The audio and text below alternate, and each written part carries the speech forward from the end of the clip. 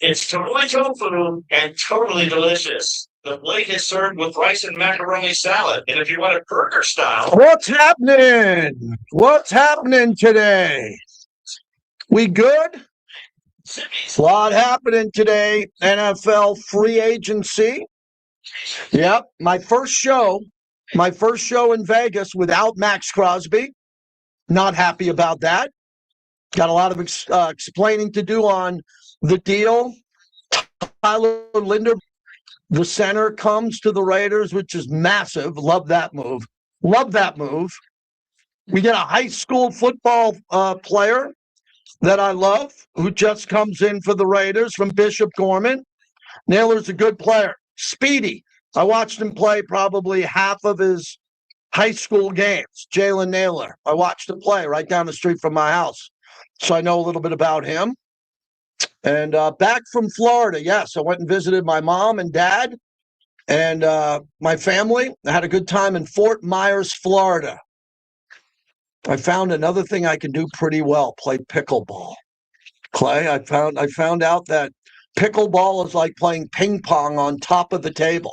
That's all it is. It's like baseball pickle.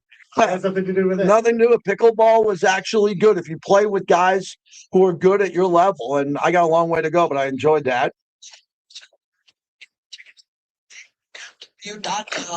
Yeah, Gil, the rebuild is on. You know that JT the Brick never uses the word rebuild. Won't do it. Hate the word, actually, but it feels like it. Let's do this. Las Vegas. It's the JT the Brick Show. This is the silver and black. This is the Raiders. This is the historic franchise. This is no ordinary. We're silver and black home to sound off for over 25 years. I don't care if I fence the flag. If it isn't right, I'm going to stop practice. We're going to do it the right way. And now, here's JT the Brick. Out of the gate. Let's go. Let's go. I'm back. I'm back from Fort Myers, Florida, after a nice weekend with my family. Man, almost missed my connecting flight coming back. I got to tell that story. Had to talk my way onto the plane. But I am here and I'm ready to go for NFL free agent frenzy. And wow, the Raiders struck gold and spent gold on Tyler Linderbaum, the elite center in this class. And the Raiders have him. I'll dive into that as we open up the show. Brought to you by Modelo, the fighting spirit of the Raiders, led by Modelo. Modelo. You better believe it. It's a Modelo Mendoza Monday. A Modelo Mendoza Monday. Sorry, I got that clamped down. That's me. Mendoza Modelo Monday. Unless I'm going to get in trouble, Clay, by the ex-police, the Twitter police, for mentioning a player who's not on the team yet. And a beer is not allowed to, because I don't even know if this quarterback drinks beer. He probably doesn't. Oh, you give him time. Yeah. He just hasn't had a taste of it yet. He'll be fine. Yes, he will be fine. And I got a lot to say. First off, with a heavy heart, this is my first show ever in Vegas in the new era of the Las Vegas Raiders without Maxx Crosby being on the team. I have a lot to say on this topic. I have a lot to say on Maxx Crosby, who is a dear friend, someone who's been great to my family. I think I've been great to his family. I wish his entire family the best going forward. I really love Maxx Crosby, and I wish him nothing but the best. I threw out a quick video about that, if you saw it or not, but I'm bummed that he went. I want to get into free agency today, but I think Max deserves the show today. And you can call in on whatever you want. You should be dialing now. You shouldn't wait. I don't wait for anything in life. I take what I want, right? We want to get you in here today. It's a big show. We got a lot of people in the queue, a lot of people in the chat. Please watch the show live on YouTube at JT the Brick. We're building something special here, okay? We're building something cool here, one brick layer at a time. So join us on YouTube at JT the Brick. Just subscribe for free. It'll take you 11 seconds, and it would mean a lot to me. So let's begin with Max. I wanted Max to be here. I wanted Max to be here his entire career. Not start with the Raiders, leave and come back. I don't care much about these one-day contract things. I don't care about that. The only guy who pulled it off that I saw pull it off at a high level was Charles Woodson after he won a Super Bowl and came back and actually played. And we love Charles Woodson and all that. So Max is gone. And I don't think it was necessary for him to leave. I think today the Raiders could have had Maxx Crosby and Tyler Linderbaum and Naylor and a whole bunch of other guys and been a better team. I don't think you're a better team without Maxx Crosby. Matter of fact, that's fact, not fiction. Right now, Maxx Crosby is one of the best players in the league, and I don't know what the 14th kid out of college is going to be, let alone what his name is. So I'm going to miss Maxx Crosby because I think he was perfect for this franchise long term. I never said he was going to stay forever. So I have to walk people off the Twitter ledge because everybody wants to keep score. I'll clean that up also. I wanted Maxx to stay. For a month, we knew there was noise. I spent a bunch of time that you're not aware of with Maxx over that month. I was very aware of the noise and what was happening here. As an employee of the team, I wanted him to be here. That's it. That's saying we knew when Spytech went to Indianapolis and Kubiak and Spytech said they wanted Maxx here and they want to build with great players, and he's a great player. We knew that there was a disaster button potentially where he wouldn't be here, and it doesn't look like it's going to be a disaster. It never really is. But the Raiders have been burned in the past by letting good players go that they couldn't come to terms with. Marcus Allen, Khalil Mack, they've had a history of players leaving this organization who've went on. All teams have that too. All teams lose good players in their prime. Reggie White left the Eagles. I was talking to Eric Allen about it. Reggie White was the best player in football and left the Eagles to go where? To Green Bay, and he won a Super Bowl. That's kind of the model that Maxx is using. The only difference is Reggie White didn't play on a team that had the worst record in football and then go win. He played on a pretty good team and upgraded there. So it was evident that Maxx was clearly open. He wanted to be a Raider for life. He said it 1,000 times. He said it 100 to me on the show. He wanted to be a Raider for life. Things changed. The Raiders weren't very good. The Raiders went through all these GMs and coaches, and he had a reboot every year. So was he open to a trade? In the end, he was open to it. But Maxx took the high road the whole time. He didn't stir the pot. He didn't go out there every day and go cryptic on this. A lot of players in the league do that. I thought that Maxx understood the worthiness and the nobility of being a Raider and to make sure he treated the fans the best he could the entire time he was here. I was repulsed by some of the comments on my Facebook page where people were saying heinous stuff to Maxx Crosby as he left, which is the worst part of this business, the worst part of my career. Nothing stands second place than to see cowardly fans tell a player that they love, and stand in line and ask for his autograph, go on social media anonymously and say, get the hell out of here, you suck, you're not good, whatever it's going to be. I mean, it's amazing what's changed in sports with social media. It's amazing the courage that people have to treat people in a bad way. And you wonder why I'll slide into your DM and slap you right back in the face when you say something heinous to me or my family? Get over it. Maxx Crosby is one of the greatest Raiders to ever play. Asterix didn't win a playoff game. Got a couple of those guys. Our all-time leading passer, Derek Carr, great Raider, never won a playoff game. Right? Darren Waller was really good for a short period of time. Didn't win a playoff game with the Raiders, right? It happens. We're used to Upshaw, Shell, Villapiano, Bolitnikov, Branch, Atkinson, Tatum. They played in the playoffs every year. Every year they were in the playoffs, going deep into the playoffs, and the legendary Raider teams got their guts ripped out in championship games, the AFC championship game, the Tuck rule in the divisional round. You can go to the Rob Lytle fumble, the immaculate deception. But you know what those Raider teams had in common? When they took off their helmet in the locker room and they were undoing their pads and their tape, they knew they were going to the playoffs next year. Maxx did not. Maxx knew he wasn't going to go to the playoffs this upcoming year, and he gets an opportunity to play on a team that has a chance to go to the Super Bowl. So we understand what Maxx is doing, and he loves the Raiders.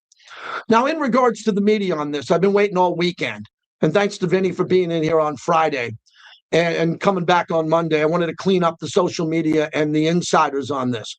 Let me be clear to everybody listening. No one had squat on this Maxx Crosby topic for a month. Anybody could have said, well, hey, I'm tweeting out. I'm a housewife. I'm tweeting out Maxx might get traded. Really? Like we didn't know that? Or I think that Maxx is unhappy because he was benched the final two games, even though he was hurt. Like that's breaking news. We didn't know that Maxx might be traded. No one had anything because Maxx wasn't giving them anything. Now, a couple of really good reporters who you might not like or you might like a lot had good information on this after the fact. After the fact, they had really good information. I had some of this information too. I'm just not putting it out on the flagship of the radio station. So for Maxx Crosby, did he have an open dialogue with Mark Davis? Yes. Was Maxx Crosby upset about being shut down at the end of the year? Absolutely. That was for the betterment of the team. I support what they did, and I'm a big Maxx guy. I'm a huge Maxx guy. Shutting Maxx down at the end for a real surgery was the right thing to do. Did it piss him off? It pissed him off mightily. Okay, he's a young man. He's upset. He wanted to play. No, the organization is bigger than the player. We can agree to disagree on that. Maxx was pissed off about it. Maxx was benched. The team at the time, air quotes, wasn't really trying hard to win. To get Mendoza, we're all big boy radio here. So it happened. Brock Bowers was shut down too.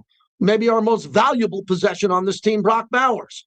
So for Maxx Crosby, I look at it this way as we put a bow on this. Everybody was guessing the whole time. Not many people know him. Not many people have his number. Was his agent keeping the door open with John Spytek? Absolutely.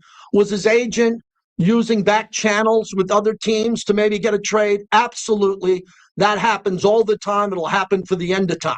That's what happens. Did Maxx have the right to leave after not winning and going through a litany of coaches and GMs and bad rosters? Absolutely, he had the right to look for a better opportunity. But I like the way he handled it in general.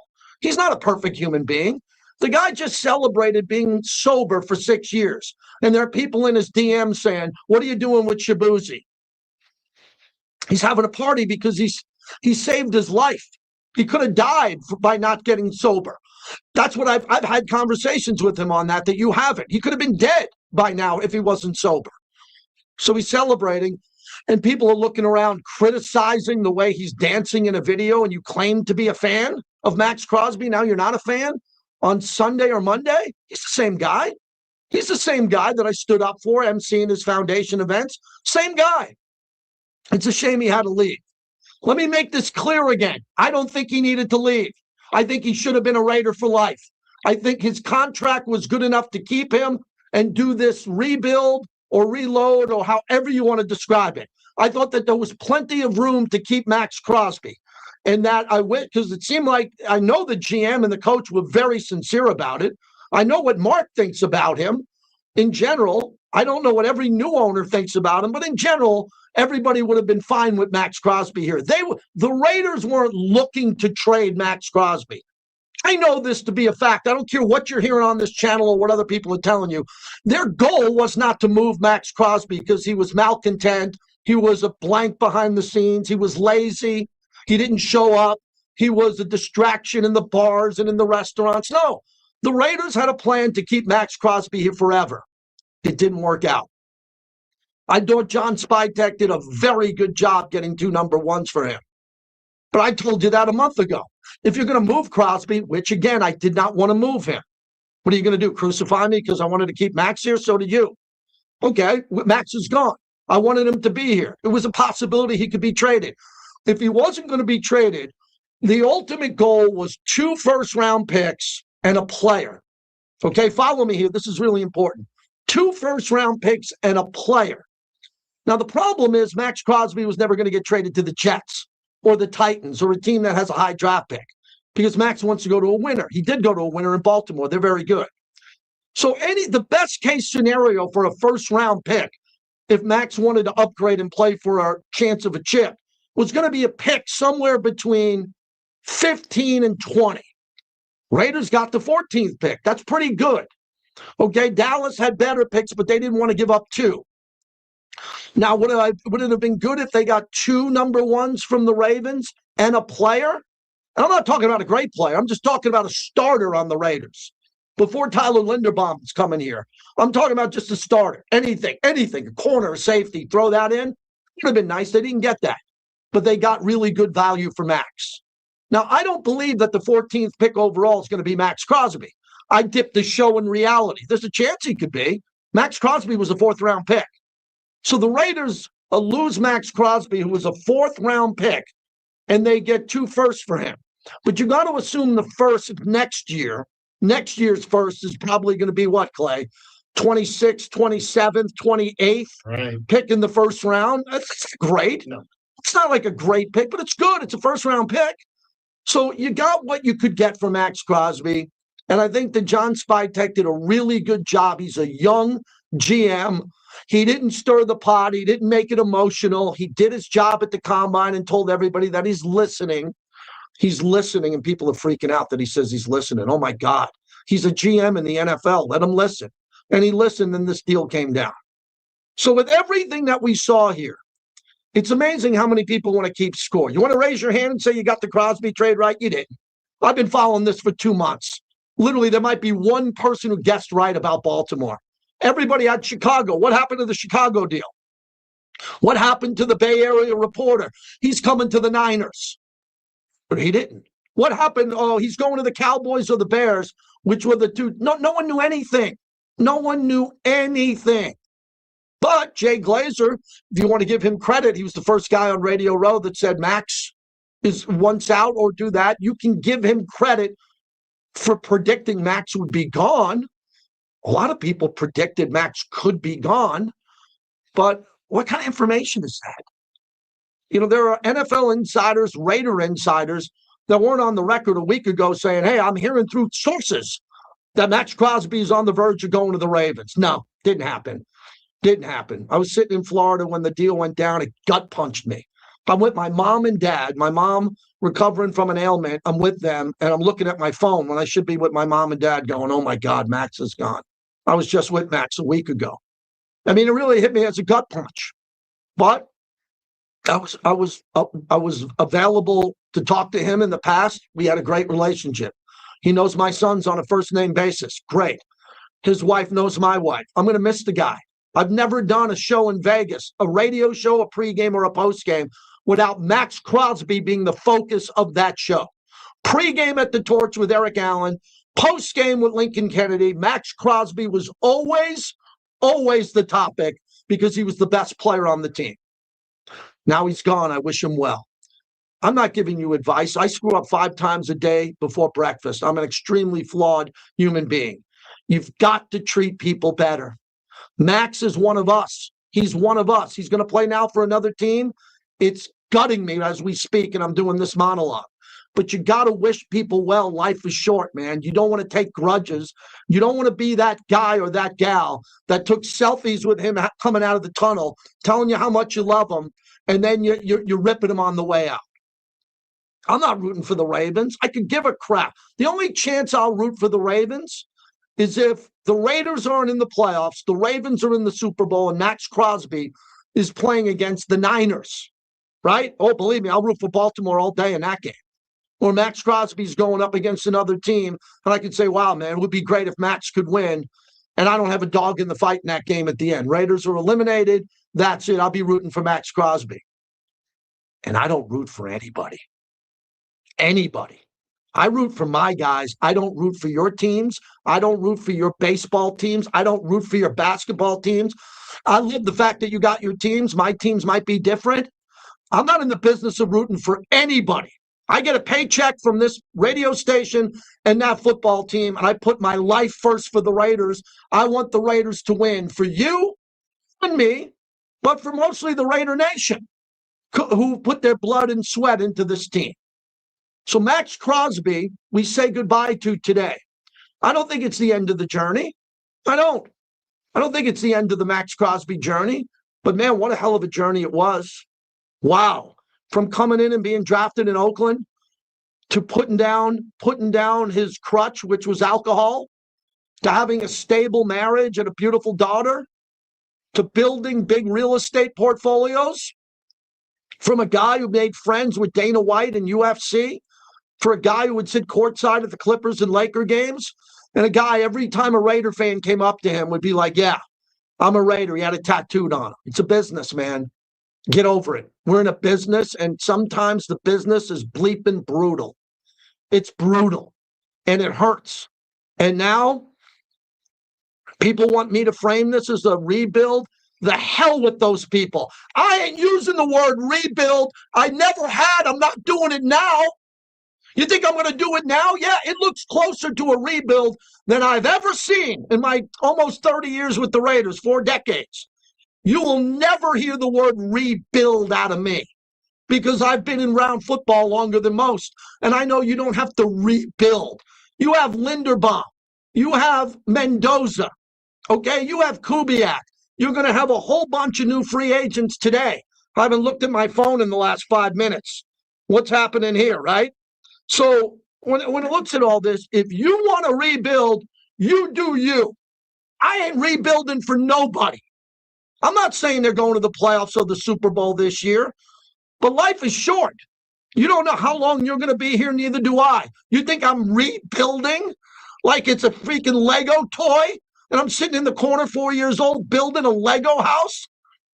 Do your job and get the best players on this team and go win game mano a mano, man on man. Make a play in the fourth quarter against a better team like the Rams or the Niners or the Patriots and go win the game because you're in the game late. Play like a Raider, play hard, commit yourself to this. And last thing, there is not a guy in the building today who has the energy and the moxie and the leadership that Maxx Crosby had. That isn't a knock on the Raider players. They got a nice locker room of good players. There's not a Maxx Crosby in there. They better find one. Maybe it's Tyler Linderbaum. Maybe it's Brock Bowers when he becomes more vocal. Maybe it's Fernando Mendoza day one when he walks in and he controls that locker room like we've never seen. But there ain't no Maxx Crosby in that building right now, and someone better take that responsibility and embrace it.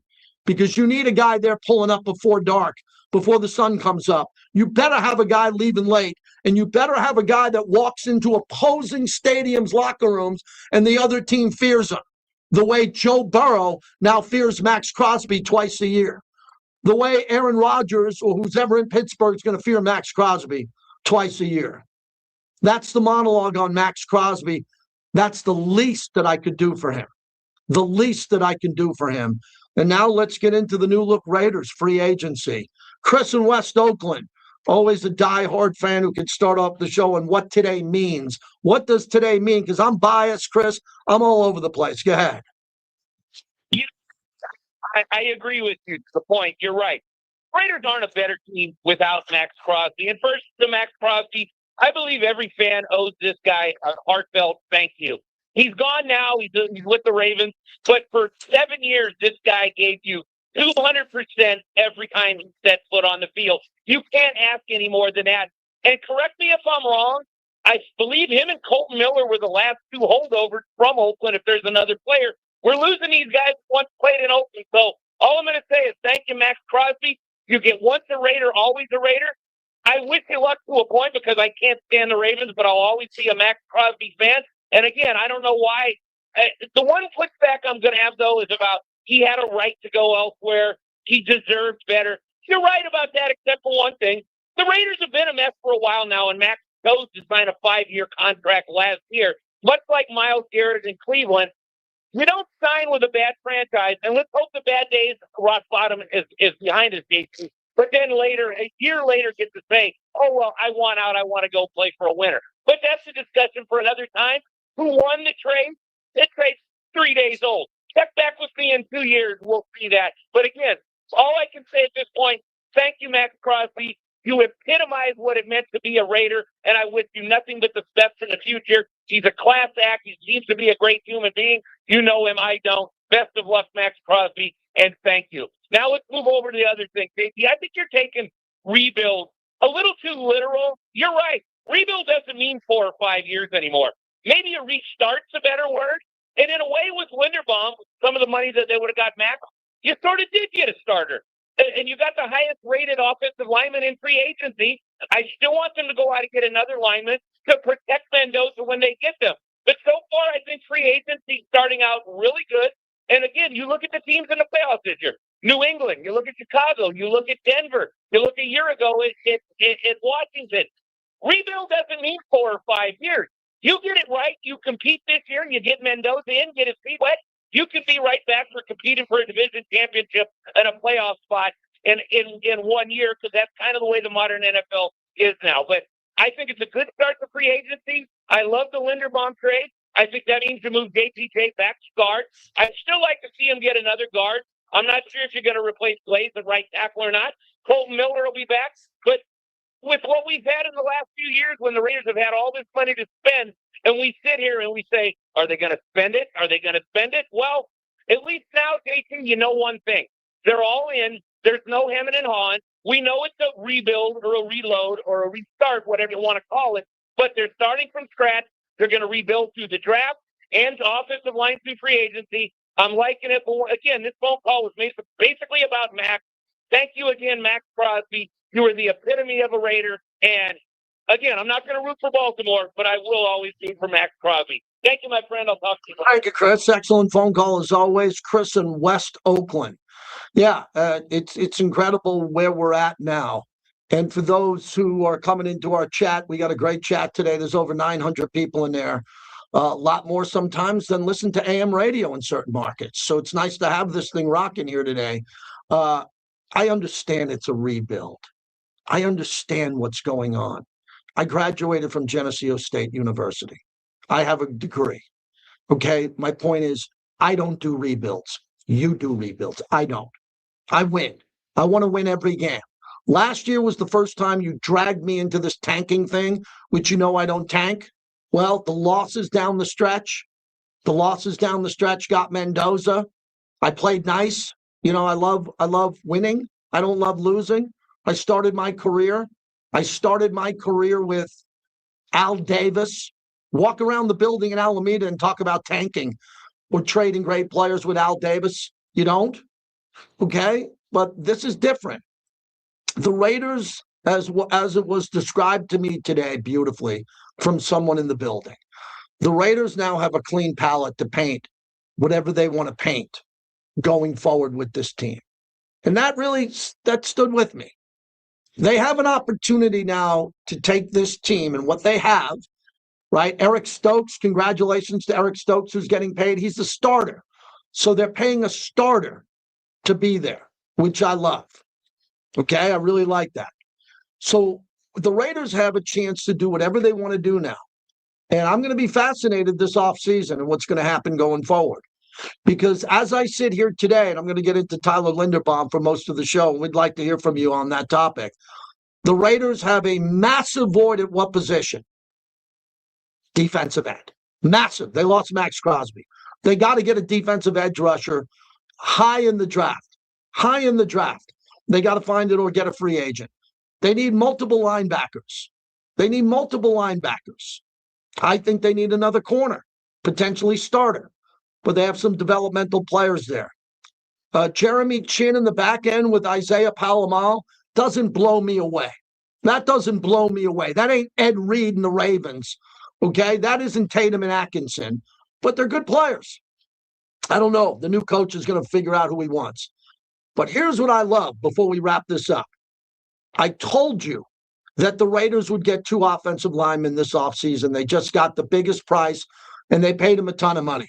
I mean, it's fair for people around the league to say they overpaid for him. We don't have to say that here in the Raider Nation because he's our guy. But Tyler Linderbaum reset the market like we've never seen before. So the haters on the other teams are going to say, well, the Raiders spent too much money at center. Too bad. That's what they spent. That's what they felt. They had a ton of money to do it. So that's a really good signing. Now the Raiders have Colton Miller at left tackle. They have Tyler Linderbaum at center. We're assuming Jackson Powers-Johnson is going to develop into a Pro Bowl guard. If he's not going to be a Pro Bowl guard, then that's a problem. That's a problem. We're talking about Pro Bowlers here or potential Pro Bowlers. If the Raiders get one more offensive lineman, let's say they get a guard, and I've been screaming for a right tackle since they moved to Vegas, screaming for a right tackle. But let's say they get another guard via a trade or one of the available guards that are still available today, tonight, tomorrow, and the next day. And he comes here as a starter. The Raiders will have a very good offensive line. They'll go from having a bad offensive line, which is bad, to good, not elite. And that changes everything as someone told me in the building today. That changes everything where this team now can be a nasty, running the football team with Ashton Genty. This team could give Fernando Mendoza just a little bit more time in the pocket to develop into a comfortable rookie quarterback, right? You got better players up front. And it could change everything on Brock Bowers, getting Naylor, going out and bringing back some of the receivers, developing Jack Bash. Still think they could get a number one wide receiver at 14. How exciting is that? The 14th pick overall, you could use that to package up and move to the top 10, or you could stay there at 14 and get a number one wide receiver or a number one edge rusher. I think the Raiders can get a number one edge rusher, and it won't be Cleve Farrell. Okay, it ain't going to be Tyree Wilson, but hey, Tyree Wilson was taken 7th, Clay, and Cleve Farrell was taken 4. And we're picking 14. So that pick at 14, Clay, better be better than the two guys I just mentioned if he's going to come here and play for the Raiders. New eyes looking at the talent now, different evaluations, studies. I think this is a good chance that they will not find somebody of that caliber of those previous whiffs. Yeah, and remember, I said this and I'll say it again. Whoever gets drafted with the Maxx Crosby picks will be known as the Maxx Crosby picks. Too bad. Get over it. Get over it, because you're going to come to Vegas. We know that Henry Ruggs was the first ever pick of the Raiders in Vegas. Great thought went into that. It ended tragically, right? The picks for Maxx Crosby, which will be this first round pick after Mendoza, will be known as the Maxx Crosby pick. Too bad. That pressure's coming. Whoever that guy's going to be, he better be good. All right. The good, bad, and the ugly. I'm sad that Max left, man. I am. But I'm a grown-ass man. I can get over it. Everybody else should be able to wish Max well today. That's what the show is going to be. But we got breaking news on the Raiders adding a couple of new players to their roster who are pretty good. I watched Speedy Naylor play half his games for Bishop Gorman. That was a great team that he played on, man. Oh, my God. That was a really good national championship team at Bishop Gorman. Maybe we can get another Bishop Gorman player and Zach Branch in the draft. How cool would that be? All right. Got the double dip today. We'll do this show and then Mad Dog Sports Radio tonight. USA Baseball going up against Mexico. Man, the Mexican fans have been going nuts. Man, Paul Steen's on the mound. And the Golden Knights lost to McJesus last night at home. I got a lot to get to. Good to be back here on the flagship.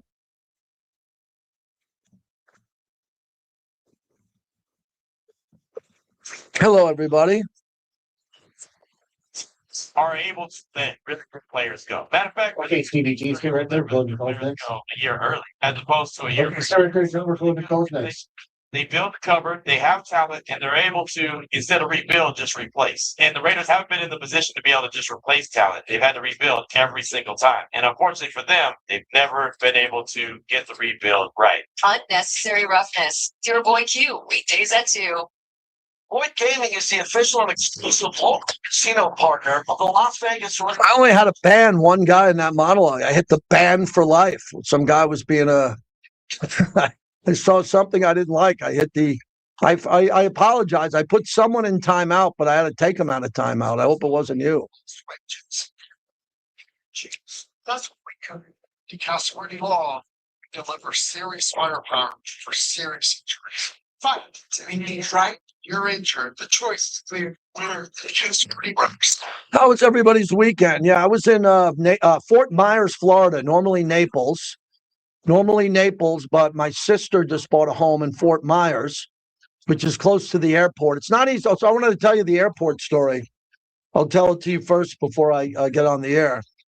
I flew southwest from Fort Myers to Kansas City, and I was delayed probably about a half hour, and I almost missed my connector. They closed the door on me, and I had to talk my way onto the plane. Luckily, I talk for a living. They unlocked the door and let me on, or I would have spent the night in freaking Kansas City, man. And I don't want to do that. So I made it home, and got home, and everything was okay. Bring your corners, go your legs, help your words with one swing at a time. Okay, what else? Call or text the word kids to 702-9-100-200. Mountain West men's or women's basketball championships are almost here. Get ready as Mountain West Madness comes back to Vegas.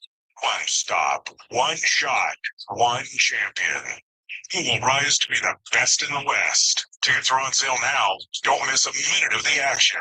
March 7th through the 14th at the Thomas and Mack Center. Go to vemw.com/2020. Yeah, replacing Max isn't going to be easy, man, because then you got to go out and you got to spend either a pick, or I don't know, you got to trade for a defensive end. We don't have any defensive ends. I mean, I'm not a big fan of the defensive ends we have now, so I got to get a bunch of new ones. They're going to need a different type of leader in the locker room than Max. They're going to need someone that's just more vocal.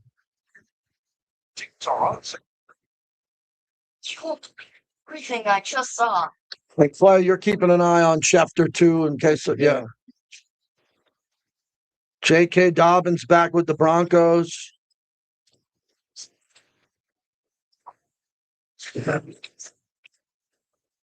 Kenneth Walker and Chiefs earlier. Yeah.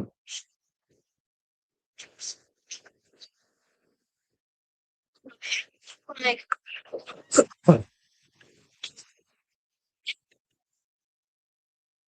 make memories that last a lifetime during the 70th celebration with NFL free agency tracker. coming soon. Save with Good Neighbor Hotel packages starting at $164 per person per night on select days through March 3rd. Okay. Your 4 adults, including 2-day, 1 park day tickets, and a 3-night stay at a select Good Neighbor Hotel in a deluxe. Total price $1,960. Visit Disneyland.com/Good Neighbor. As of now, today, the Raiders have Jalen Naylor, Tyler Linderbaum, Teron Johnson. You go him Taron or Teron? I've always called him Teron. I think it's Taryn and then Stokes resigning. Yeah.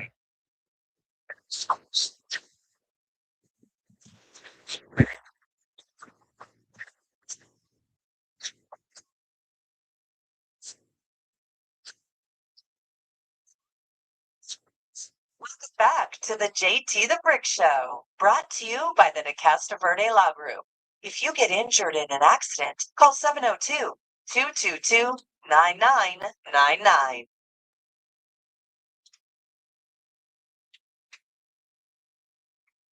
And it's not about words, it's about action and being the first in the building, the last out, the grinding through practice, training camp, leading from the front, bringing guys along, having young guys in my corner, taking care of teammates, looking out, pushing, having hard, tough love sometimes. I did it all with the intention of helping this team get better and improve. And regardless of all of that, I wouldn't change it for nothing. My intentions were pure from the beginning. I know a lot of people have had, questions, concerns, especially over these last couple weeks and couple months. I've decided to be quiet because there's so much noise, and ultimately I'm a football player. That's my job. It's to get healthy, to be the best version of myself, not to be in the drama, not to be involved with all the other stuff. And I've learned from my mistakes in the past, being too involved. And for me, it's just because I wanted to help this team win. Yeah, that's Maxx Crosby on The Rush. That's it with him on his podcast, as he's able to say goodbye to the Raiders. And I think everything that he said was very accurate because it's complex. And I think we have to understand that. Welcome back. We're brought to you by the Casa Verde Law Group. The Brothers Win. They have the firepower to get you out of trouble if you need it. Okay, the Brothers Win. Go to brotherswin.com, the Casa Verde Law Group, as we continue to thank our partners, especially on huge days like today, where our numbers pretty much spike when there's breaking news. But for Max, everything he said in that final goodbye was important. His practice habits were the greatest I've ever seen. And I've been around the locker room and this team for a while, and I've seen great players, really great players. The top 2 players I've ever seen in Raider history, my Raider history, not the championship years, the Bolitnikoff years, the Kenny the Snake Stabler deals, but I've been fortunate to meet all those guys. Build relationships with Dave Casper, George Atkinson, who was my mentor. The hardest practicing guy that I've ever seen was Maxx Crosby. No one close. No, there weren't guys close. But Max would be on my Mount Rushmore. The other would be Rich Gannon. I've never seen an intensity and a work ethic like Rich Gannon. At the point of his career where he came to the Raiders and he was all business and he knew his legacy was on the line and he developed into an MVP to play in the Super Bowl and to play in AFC championship games, that was all work. That was all practice. That was all being a leader. So a lot of people have been asking me today, what type of leader do the Raiders need to replace Maxx Crosby? That's impossible to answer today. Impossible. I don't think anybody can answer that to you, honestly. I don't know the type of player. And normally you'd want it to be a quarterback, but Joe Montana didn't lead vocally. He led more by his actions. And, you had great leaders on those Niner teams. Ronnie Lott, right? Ronnie Lott. Jerry Rice was a different type of leader. When you look at the greatest leaders, one of the greatest, and he had problems off the field, but one of the greatest leaders I've ever seen was Ray Lewis of Baltimore, right? Ray would come out of the locker room. We're going to have Rod Woodson on tomorrow. Rod's the analyst for the Ravens. We're going to talk about Maxx Crosby, what the Raiders are doing, getting Tyler Linderbaum. Rod Woodson tomorrow on the show. The work ethic is what Maxx Crosby brought. So all these players should bring in tremendous work ethic. So far the Raiders, according to NFL.com, Jalen Naylor signs as a free agent wide receiver. He played at Bishop Gorman. He's a really good player. He could be a 3, he could be a 2. But the Raiders got a lot of 2s and 3 receivers, don't they? They got a bunch of guys who I think are 2s and 3s. And Naylor could be a really good player. That's a guy you can line up anywhere, and he can pick up a first down going over the middle. He can make circus catches. I've seen it. They get Tyler Linderbaum signing a 3-year deal. It's one of the best deals that we'll see, right? $81 million. There's a lot of money for only 3 years. That's why I don't use the word rebuild. You got Linderbaum for only 3 years. Only 3 years. You would hope that they would extend him long term if the Raiders turn it around. Teron Johnson comes in. I've always liked him with the Buffalo Bills, but he's been hurt a lot. So the Raiders get Johnson, the cornerback, who's a really good nickel slot corner. He's a starter, right? He should not come off the field. The only time Johnson comes off the field with Buffalo is when he's injured. And he's been injured a bunch, but he's healthy now. So Teron Johnson is the type of player who could have a massive impact here if he's healthy and plays at his best. And then Eric Stokes re-signing on a 3-year, $30 million deal. That's $20 million guaranteed. He is a starting corner. So now the Raiders only need, help me out with the math, another starting corner. Now you might say it could be Porter or Caillou. I say no. No, they got to get someone better than what they have, but they can develop those guys that they can be on the field. So I think it's a pretty good start to free agency. The Raiders get a cornerback, a center, and a wide receiver. But I think the biggest need now becomes defensive end because Maxx Crosby is the best player on the team. And if you're going to be the best player on the team, you got to replace him. So it becomes a priority right now to get a defensive end. Joe in Brooklyn, you're up next. Thanks for waiting, Joe. What's up, JT? How's everything? I'm doing well, thanks. All right. First things first. Max, listen, he's one of a kind. He's a great Raider, will always be a Raider. But like you said, unfortunately, it's a business. And it was nice to see that he and, John Spytek, the front office, had a mutual, for each other. Max could have came out and said, I want to be traded.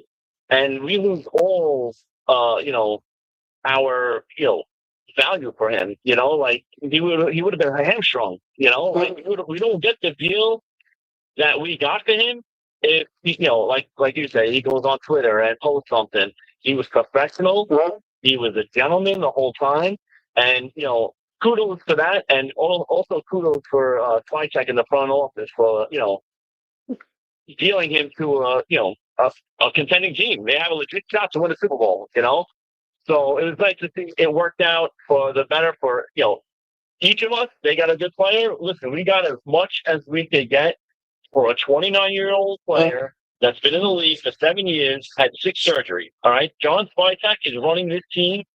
Finally, we have a GM that is running it like a football team. Okay. And I respect it. I think to see Max go. I wish he could have stayed another year. But we could have been like the Bengals with this kid Hendrickson, that is a really good player, They don't get nothing for him. Mhm. We got 2 first-round draft picks that are going to be key to rebuild, retooling. I don't want to use rebuild. You can. We're going to have a young team, and listen, kudos to Spy Tech for getting the 2 first-round draft picks, but now it's his job to hit on it. Whether it's a receiver, a defensive player. Listen, I love what they did today. Linderbaum, best center in the league. You know what I'm saying? We get a wide receiver. We re-signed Stokes, the kid Johnson from the Bills. Yep. Great job. Great job. It's an A day for the Raiders, But like I said, those draft picks are important, whether they trade down and get more picks, but he has to make sure he gets two big time impact players from that draft. But other than that, I hope your mom's doing well. Thanks, man. Appreciate shout it. out to Max again. We're going to miss you. We won't be rooting for him when we play against him, but maybe we'll root for him when we're not playing against him. All right, man. But thank you. JT. Appreciate it.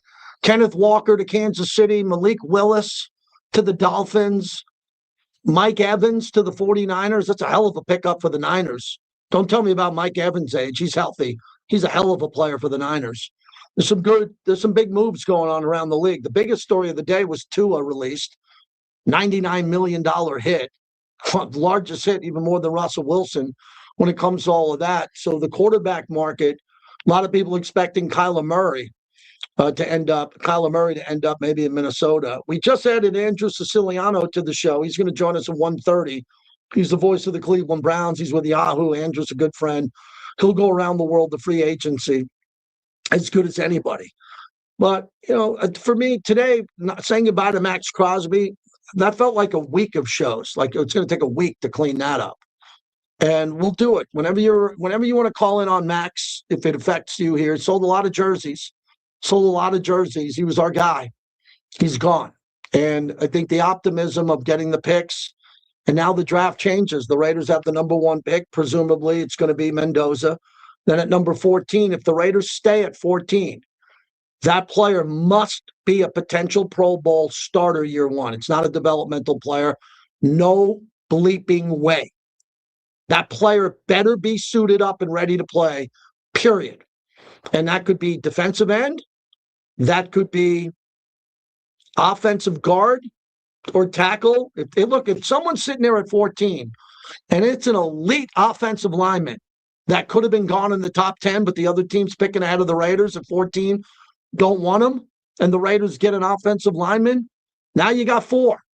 And the Raiders' offensive line is drastically improved. I didn't believe that the Raiders' offensive line could be as bad as it was last year. A combination of coaching, analyzing former players, not the players that were drafted last year. When you looked at the young offensive linemen, they weren't allowed to play because Pete Carroll didn't want to play them.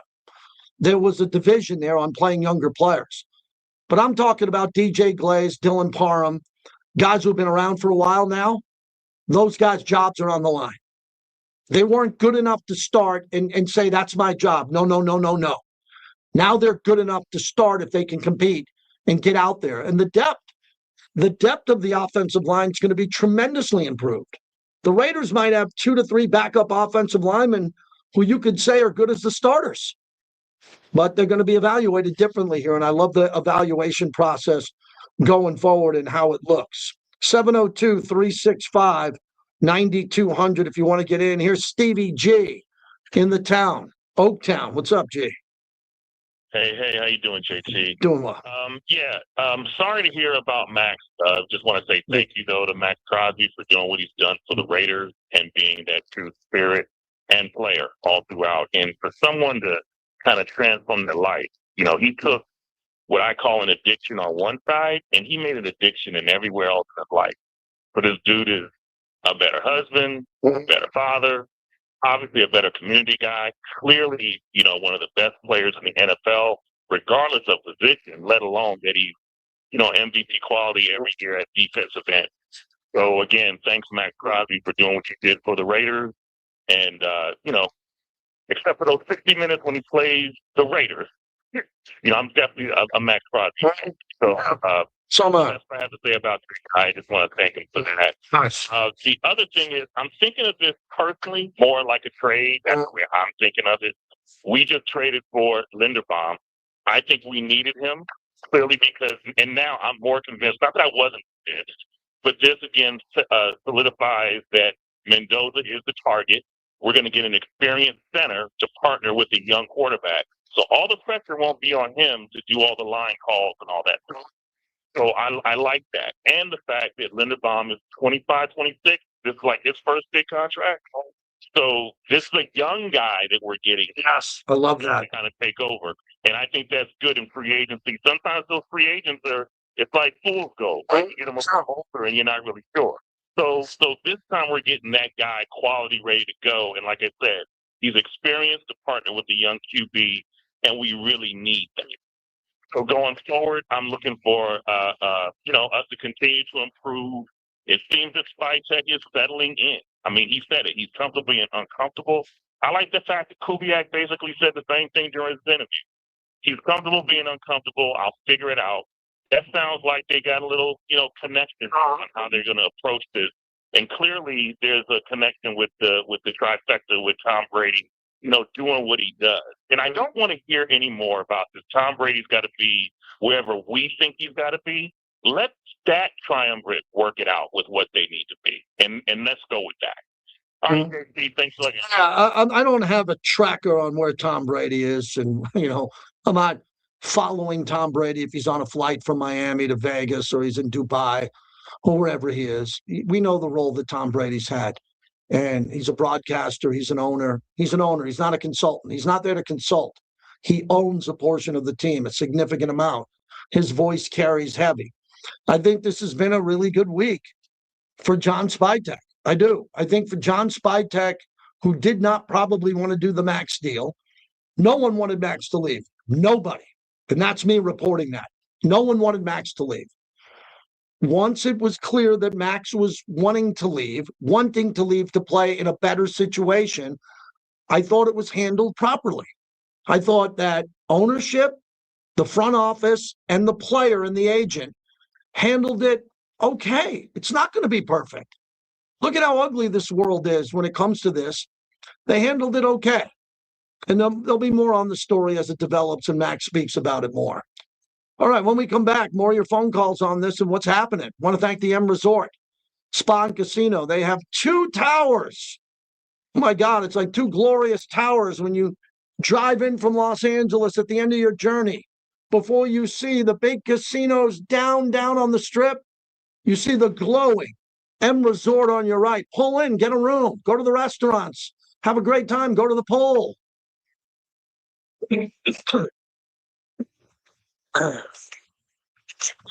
I'll be right back. I'm going to hydrate, as Big D tells me. Hydrate.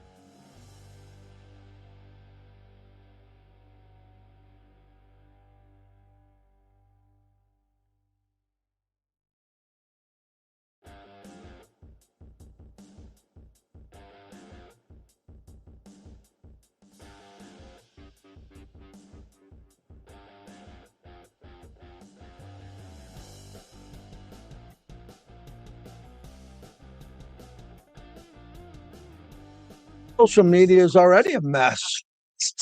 All right, everybody. So you're just going to take this to the top? All right. All right. All right. So we got a nice break here, a nice long commercial break. So we're going to talk here in the chat. Let's not get it twisted. We can never replace Max. We can find replacements for his position, but anyone we draft must prove it. I agree. You're not a better team without Maxx Crosby, but what's interesting here is they're looking to find a new path with the team when it comes to personnel and everything. So there is a lot of upside with the picks, but I love Maxx Crosby. It's very, sometimes you have topics that are very easy. This is an easy topic. I don't think, there's nothing positive about losing Maxx Crosby, nothing. So you deal with it and you say to yourself, okay, what can we do? What good can come out of it? And then you hope some good can come out of it. But you don't have to sit here and say, well, Max is gone, so F him. No, you could say Max is gone. Farewell, friend. Now let's get better. But it's going to take a little time. And I'm happy the JPJ drama of him playing center is over. Because he was a very good center, but he's a guard now. And now I don't have to deal with people telling me every 10 minutes, well, we got to move him back to center. No, he's not going to play center unless Linderbaum gets hurt. So I don't think that. The best part about getting Linderbaum is you can get rid of some of the subpar offensive linemen and not bring them back. You get Linderbaum, who's going to be really good, and then you don't have to worry about signing another center or another player. You don't have to worry about that.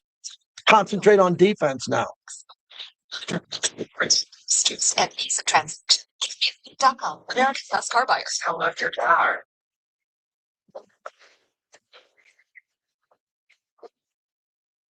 It's JT. Grimaldi's is hands down my favorite pizza in Vegas. Only at Grimaldi's can you get their famous New York style cold fire brick oven pizza. Grimaldi's has 4 locations in the Vegas Valley, or check them out online at grimaldispizzeria.com. This is JT from the Black Hole. Yeah, I watched the new show on the plane. I watched the first full season of Tehran, but they call it Tehran. It's kind of like Homeland. Mossad inside Tehran. Pretty interesting time to watch that considering what's going on. Pretty good show. Tehran. Highly recommended. Every episode was really good. So I guess it's season 3. The field on Friday morning. Free agent board. Number 1 free agent available is Trey Hendrickson. Ooh, let me get that list. Wide receivers. The truckers are Quarterbacks, running backs, wide receivers. I just had a screenshot something. Malik Willis, a 3-year deal with the Dolphins. And of course, trucks. High-end alignments to full suspension upgrades. We have everything you need. And for that, Where did Marcus Mariota go? I can't see the graph. Anybody know where Marcus Mariota went? By NP Energy. It's all about taking savings to the next level. Travis Etienne goes to the Saints. Money. There are discounts and rebates on energy-efficient devices and free smart thermostats. Take savings to the next level at npenergy.com/PowerShift. PowerShift. Falcons are going to release Kirk Cousins. Back to Washington. Okay, back to Washington. Mariota signed a 1-year deal. Stay with Washington. Yep, thank you. Went to the Commanders. Appreciate that. .com to find out about apprenticeships, career paths, all the public schedules that are happening here in our valley. Yeah, it looks like the only place for Kyler Murray is still the Jets and the Vikings. Nation Radio. Raider Nation, hey, you. Are you following us on social media? Well, you should be at RNR 920 AM on Twitter, at Raider Nation Radio 920 on IG, and also you can subscribe to our brand new YouTube page at Raider Nation Radio 920 AM. All the content you expect from Raider Nation Radio 920 will be right there. Make sure to turn on your notifications for YouTube and be notified anytime that we go live. Again, at Raider Nation Radio 920 AM, our brand new YouTube page. Subscribe to it today. You're after the Raiders fix with your boy Q on Vanessa. From 2 to 5 on Raider Nation Radio 920 AM KRO in Las Vegas. It's the JT the Brick Show. Just get up every day and you take one step at a time and you keep going and you show up. We have a big mountain to climb, but we're not trying to do it all in one day. Your silver and black home to sound off for over 25 years. It's really important to me that we're a gritty team, that the way that they were back in the old days. It's nothing that we say, it's what we do on the field. All the little things that win that have nothing to do with scheme. And now, here's JT the Brick.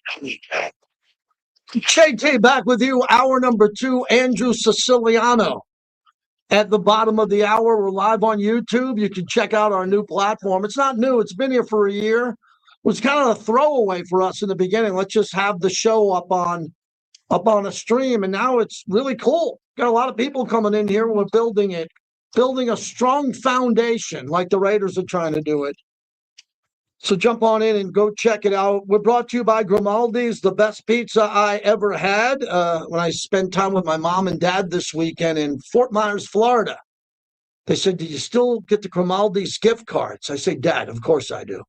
My dad said, man, that pizza's great. I said, it is, Dad. We love Grimaldi's. It's the best pizza I've ever had. 4 locations here in the Valley. We've done a couple of shows from there lately. We've had a really good time. Thanks to Grimaldi's for being a proud partner of the show. So Thursday, I'll host the show from the Thomas and Mack, as I do every year for the Mountain West. I'm looking forward to going there. I'll be there Thursday in the concourse. There might be a Modelo floating around. You never know. It's a free country. I live in Vegas, and we'll be out at the concourse at the Thomas and Mack, which is always fun for the Mountain West. And then we'll see what that looks like. And a nice week here on the radio. And then we're going to wait for the next huge update. That will be the end of free agency for the Raiders, what they do. It just started. Tyler Linderbaum is a big get, really big get for the Raiders. And I think the Raiders so far have made a statement in what they want to do and how they want to do it. They get Jalen Naylor at wide receiver as a free agent. That's a nice move. He played at Bishop Gorman right down the street from here. A really good receiver who can get open. He gets separation. But he's not going to be an elite number 1 or a 2, but he could play like a 2. You can look, the Raiders, I always like to say this, if the Raiders went 4 wide, okay, I'm going to assume they get another wide receiver, a number 1 in the draft.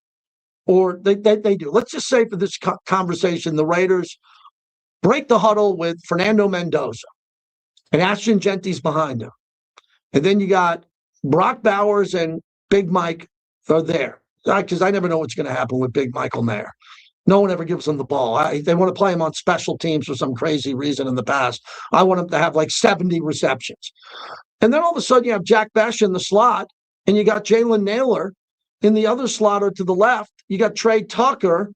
You're going to have Dante Thornton Jr. It's a big guy who's going to have to develop. And then another wide receiver. The Raiders last year didn't have enough depth at wide receiver. And they could never let the wide receivers run routes because Geno was running for his life. And I'll also say goodbye to Geno Smith. We've been saying it to Maxx Crosby all show. Same thing with Geno. I got nothing negative to say about Geno. It didn't work. It didn't work. It turns out to be one of the ugliest signings in Raider history of all time in regards to the money he made to play for this team. The amount of money that Geno made to play for this team, I don't know if that number will ever be broken. I really don't, in regards to a mistake and a bad contract. And I wish Geno well. I think Geno could start in this league. I would not be shocked if Geno went somewhere else and played better than he played here if he had a better offensive line. And I don't have any hatred to Geno Smith. I know he made some personal mistakes. I wish Geno well. I don't have a problem with Geno, depending on what happens in his future. Raiders signed Eric Stokes, who deserves it. He played well last year. $30 million, 20 of it's guaranteed, so he's penciled in as a starter. I don't know who the other starters are. I don't know who the linebackers are. We need, 2 or 3 defensive ends, right? The tackles, we've been a graveyard in this organization for tackles, defensive tackles. Are we drafting the right guy with the right name? Do we have the right guy in the middle? I don't know. Could we get Jalen Carter? There's a big rumor about Jalen Carter potentially available for the Raiders. We'll see how that plays out. But the breaking news today, Tyler Linderbaum, the number 2 prospect on a lot of big boards in free agency, the center from the Ravens, signs a 3-year, $81 million deal. It's the largest contract ever for an interior offensive lineman. So the critics are going to say the Raiders paid too much. They could be right. I don't care. If they overpaid by $10 million, I don't care. We need a stabilizing center, stabilizing Pro Bowl center to go along with Colt Miller, Jackson Powers-Johnson, and the rest of the depth there. And Teron Johnson comes in with the trade with the Buffalo Bills, and that's a nice player in exchange for a 6th-round pick. There's a cornerback who Aaron Rodgers said was one of the best to play that position. One of the best. He gave Aaron Rodgers fits. That's Aaron Rodgers saying that. He played everybody the last 20 years or so. So that's another starter for the Raiders. We don't have to sit here and worry, Clay, about who's going to play slot corner now. We don't have to worry about that. Got an outside corner in Stokes. You got Johnson in the slot. Don't take Johnson off the field. He can play linebacker. He can attack the run, and he's good in the slot. Leave him on the field with Stokes, and then we can figure out who else will be in the secondary, right? Yeah, start solidifying the middle of the field, which was so empty and void of talent last year. And now you got somebody, if you look at all his highlights, all his plays are made in the middle of the field, especially reading the quarterback's eyes like Aaron Rodgers and Lamar Jackson when he had the pick six. Yes, the pick six on Lamar Jackson. You could just Google it. It's his big play. So a couple of starters come in. And I think Jalen Naylor is going to be a starter. I think Jalen Naylor is going to compete and be out on the field for a lot of snaps for the Raiders. The former Bishop Gorman star will be out there for that. Speedy, as we used to call him from the stands. Joe in Los Angeles. Thanks for waiting, Joe. You're up next. Yeah. Hey, JT. You already said it. I mean, we could take a whole show to thank to Maxx Crosby. Thanks to Maxx Crosby, the player, the man, and the family. They were just outstanding. But I wanted to take it back to the beginning of the show. I'll find the clip. I'll send it to you on Twitter. But the Modelo Monday, there's a clip. I wondered too, not that it matters, but I like to enjoy beer too. But I wondered too, like, does he hang with the boys? And there's a clip before the championship game where they asked him, like, what do you want to do? And he's like, well, I want to, go grab some beers with the boys, but I have to prep for one more game at the championship. So I like that already because, you don't celebrate until you win the big one. So I like that. I'm really stoked to hopefully hear that he's our number one pick. And, we're excited. It's going to hurt to see Max on the other team, and it won't. I don't think it until we see it on the field, but good luck to him, and let's go Spytek. Yeah, I got to give John Spytek a lot of credit here.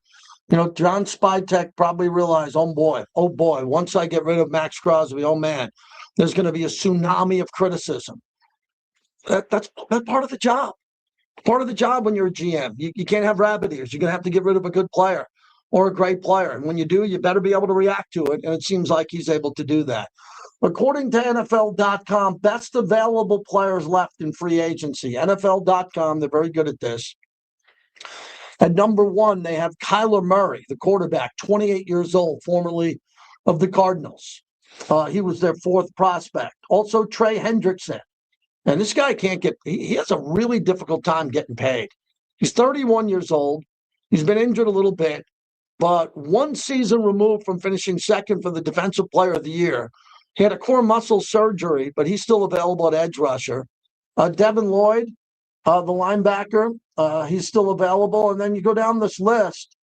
There's Rashid Shaheed. I thought, Clay, that Rashid Shaheed would be done by now. I thought he'd be a Raider before I came in the building today to host the show. Rashid Shaheed, Seattle Super Bowl wide receiver. I thought he'd be a Raider already. I thought that was kind of a given that the Raiders were going to get him to go along with Kubiak. Yeah, and to think that how the Steelers were able to work out a trade for Michael Pittman and then restructure it with a new contract makes me wonder what the going rate is for somebody like Shaheed. I wonder if he's asking for the world, and he may not have the right suitors in line.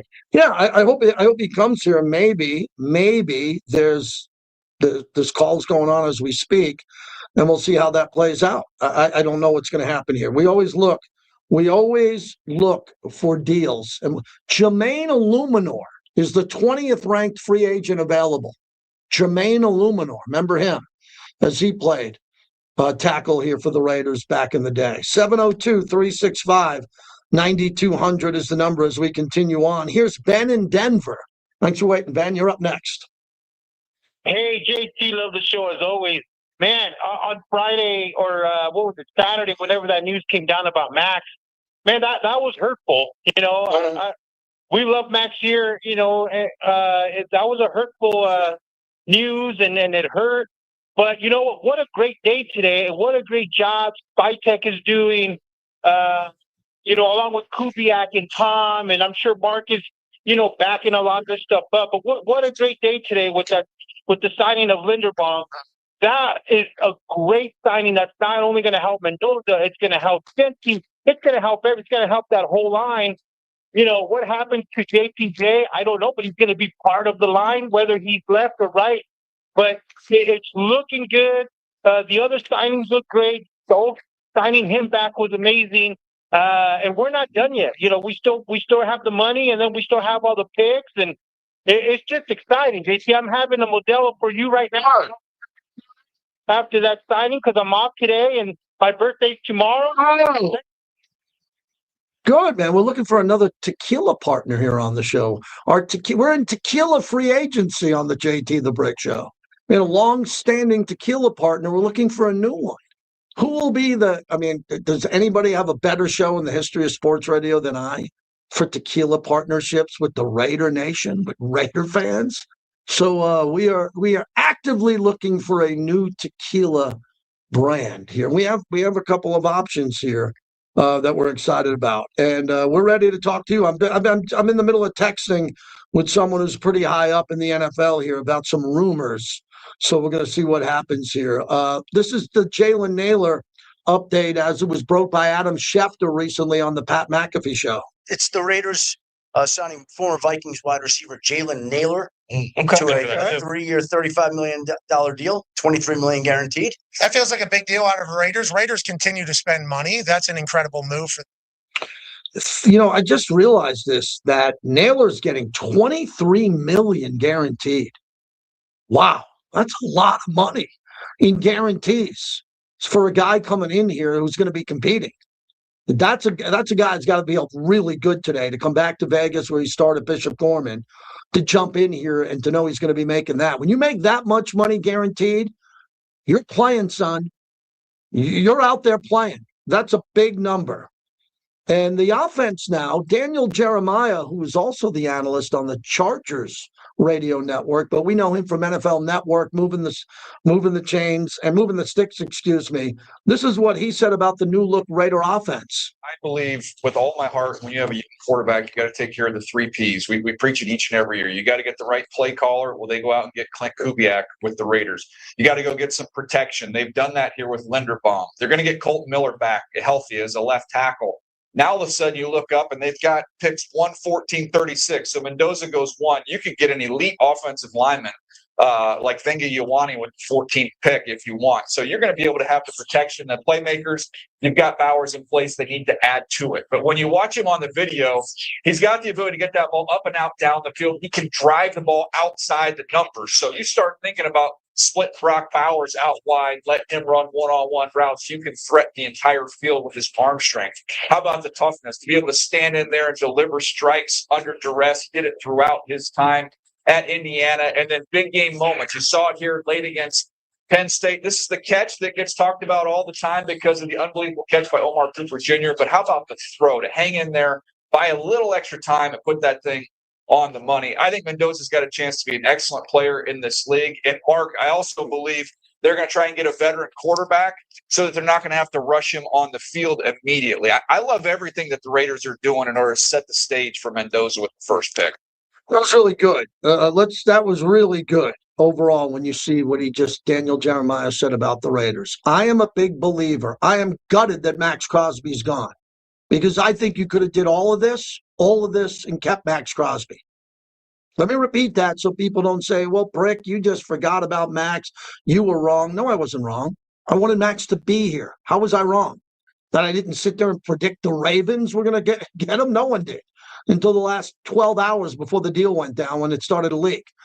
I thought you could have still got all the players we got today, we in the Raider Nation, and kept Maxx Crosby. Does anybody have a problem with that? I think we could have did all of this, Clay. Am I wrong? Max could have been here today working out and greeting Tyler Linderbaum next week, and the Raiders would have been one step closer to being even better. Yeah, it's just about money at this point. It's not even like you could have found other maneuvers in the draft, perhaps, but you could have kept him. Absolutely. Yeah. Other people are saying in my chat, Kenny Clark says Marcus Allen hurts more than Max. Yeah, it should. Marcus Allen's a Hall of Famer. I think Max will be. Khalil Mack hurt a lot, but it was a different circumstance with Khalil at the time. We should have kept Khalil Mack. The money, the situation at that time. If we can go back in the hot tub time machine and get one player back that we let go recently, I'm not talking about Marcus Allen. Recently, it'd be Khalil Mack. I can't believe Khalil Mack's staying with the Chargers too. He's a Charger. Can't believe I just said that. That Khalil Mack is going to go down as a Charger even more than a Bear and a Raider, because he's going to end his career with the Chargers, which is hard to believe. But I like the way the offense is shaping up, because I'm a big fan of Genty and Bowers. Like, I think that if you look at the way I do my math, didn't take math in college. I use my iPhone for my math equations. You're going to have how many targets, Clay? Let's play this game. How many targets for Brock Bowers? I'll go first. 12. A game. Not 6. Remember, all of a sudden, there's a game, Bowers gets 6. I'm like, what are we doing? So let's give Bowers 12. Where would you go? Okay, 12, 14. 12, 14. Yeah, and then the 1A receiver after that, I would say 9 to 11. And how many carries do you give Genty every game with the new offensive line? 23, 25. Thank you. So we got 23 to 25. We had 12 for Bowers, and we had 9 for another receiver, whoever that's going to be. What are we worried about now? There's a one football. Sorry, you're not going to get. Jack Bash isn't. Jack Bash could be the guy. Jack Bash could be the guy getting 6 more receptions. I don't know. But if you're coming in here and competing, and Rashid Shaheed's coming here, I think. I hope he's coming. And there's a guy that if he comes in with Kubiak could get 10 targets in some games or get 8. So there's one football. Mendoza should be able to get it out. But now Ashton can scamper around and do a lot of things that he wasn't able to do. And finally, oh my God, I would get on my knees in studio, but I'm not. Oh my God, we can run the ball up the middle finally. Oh my God, we can run the ball up the middle finally. How many times have I screamed from section 132? Don't run it up the middle. And then some guy in section 413 is pointing down at me. I can see him up there with my telescope, and he's saying, JT, they're going to run it up the middle. And then a guy in section 208 by the torch, he points at me and goes, JT, they're running up the middle. This is when they're in the huddle. Not at the line of scrimmage. And I look at my wife and I go, oh my God, they're going to run it up the middle. Ashton's 7 yards deep. He's 7 yards deep. They're going to run it up the middle. And Ashton, kaboom, blown up 5 yards deep. He rolls forward, falls for a 2-yard loss. And I go, see the guy in 417 and the guy in 210 and me in 132? We all knew the play. Now we can run it up the middle behind Linderbaum and JPJ. We can run it up the middle and get some yardage like a real football team. That would make a lot of sense. 702-365. 9,200 if you want to get through. Mike Evans to the 49ers. It's a big pickup. He's a good player. Don't start telling me about Mike Evans being old and this. Mike Evans is a great player. And I'll say today, sitting here and clip this if you want to clip this. I don't know how anybody's going to beat the Rams. Oh, my God. The Rams secondary, the Rams pass rush. Can you imagine if Aaron Donald says, I'm going to come out and play for the veteran minimum? I'm good. I'll come back. He's lifting weights more than these guys. The Rams are so loaded. The Rams look so pissed off today that they just said, it's ours. Remember, the Super Bowl's in L.A.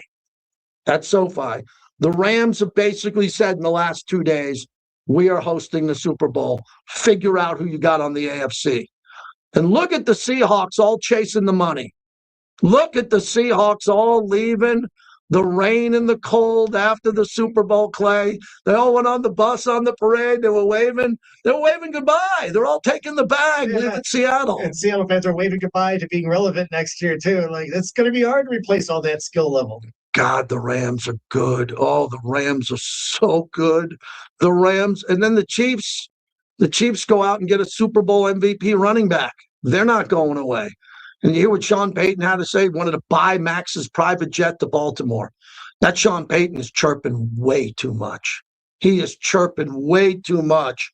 Sean Payton's really cocky when it comes to the Raiders as of late. This opens up a line for you, 702-365-9200. Let me get Michael in Hawaii. Aloha, Michael. Go ahead. CT, I'm very excited about what we're doing.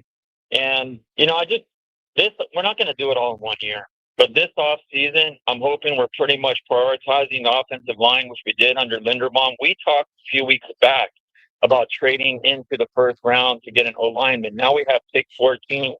And I'm just putting it out there. I would love to take Viga to Vegas. Viga to Vegas at 14. And then I'm so crazy. I would trade back into the 20s if Banu or Lomu. Look at Lomu. He's going to be really good from Utah. Can you imagine our line, KT, if we had Viga, JPJ? We need a new defensive end. We got rid of Maxx Crosby. What are you talking about? At 14, I need a guy who can line up on the outside. We got nothing. I need an edge rusher. Like I said, we're not going to do it in 1 year, KT. This offseason is all about the new face of our team, Mendoza. Build that O-line into a great O-line this offseason. We still have a lot of money in free agency. We can get some defensive players. We have other draft picks. We have draft picks next year. Let's just focus on the offense this year. That's all I got to say. I'm very excited. Let's get to Vegas, baby. Right. Now have a good one. Look, that 14th pick overall, and clearly we're putting together the Raiders draft party. They are at headquarters.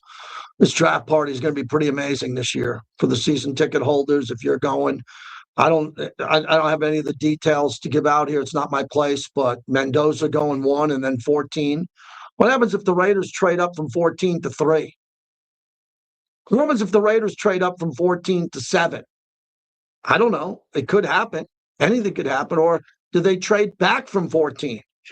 Do they move back from 14 to get an extra second rounder and move back? I don't know what's going to happen, but I know that player is going to be the Maxx Crosby pick.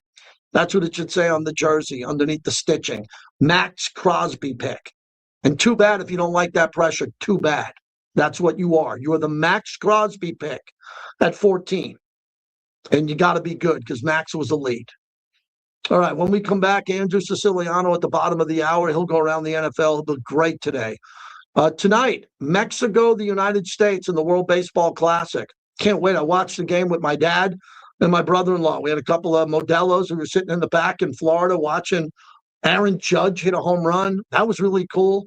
The Dominicana team, the Dominican team, bunch of hot dogs.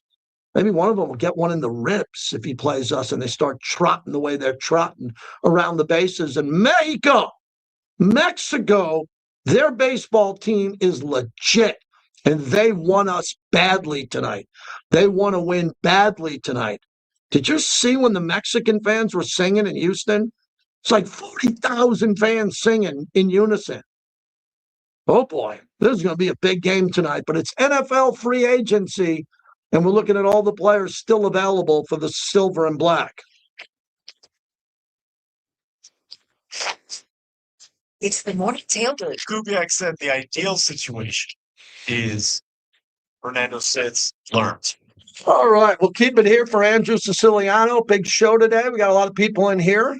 If you look at our connection with YouTube and X, so we got a lot of people that are kind of sampling the show. Please hit subscribe.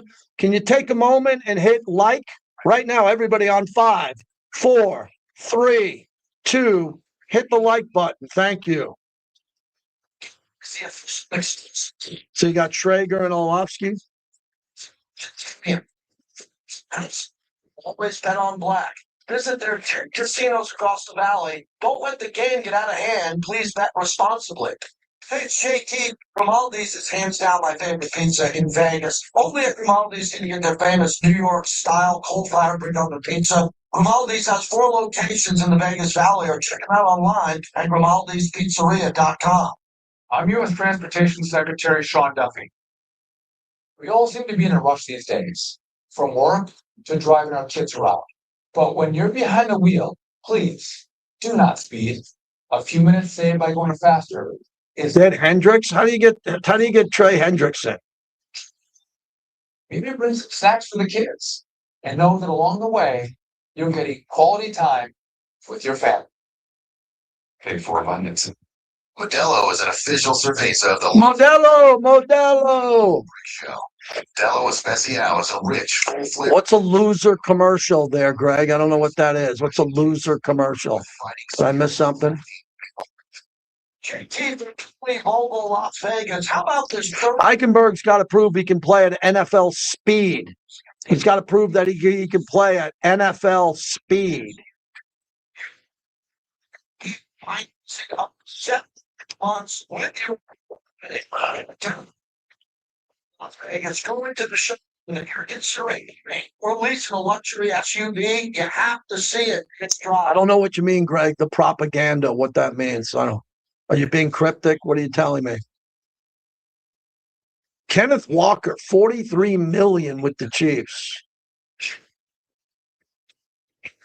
And then the NCAA information, then let's go for /tickets or buy that on Victoria's Secret. Yeah, we'll wait till 1:30, Clay. And then get Siciliano. Thank you. We got if you can make a note, Jesse Merrick tomorrow, 105. Like Jesse Merrick. Very good content provider. And Rod Woodson tomorrow. I'm just confirming the time. You want to take a couple for Siciliano? Yeah, I'll take one before. Yeah. Like New Jersey. Sure.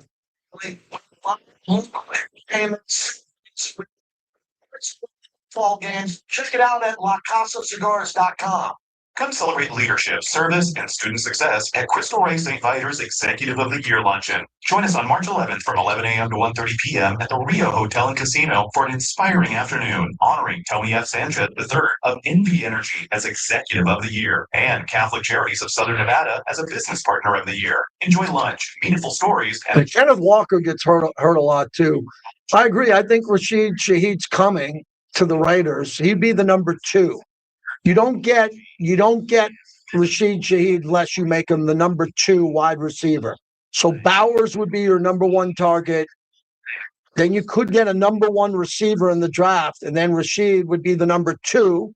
That means you have Jack Besh, Dante Thornton, and then Naylor, who you got today. That's a lot.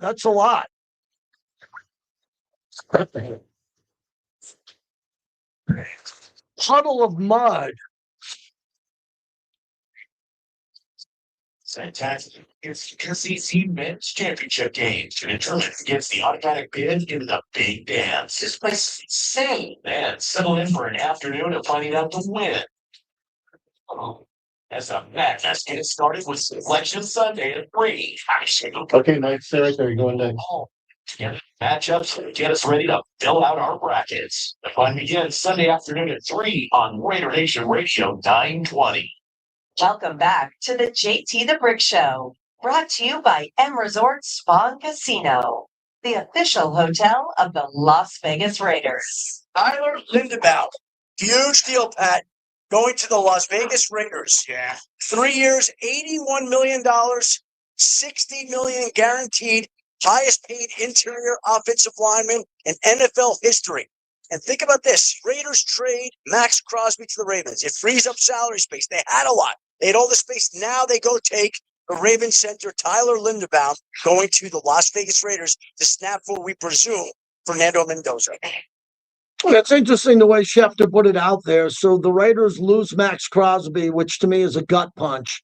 It's like, you're in a barroom brawl in an alley and someone hits you in the gut and you're just down for the count. Losing Maxx Crosby sucks.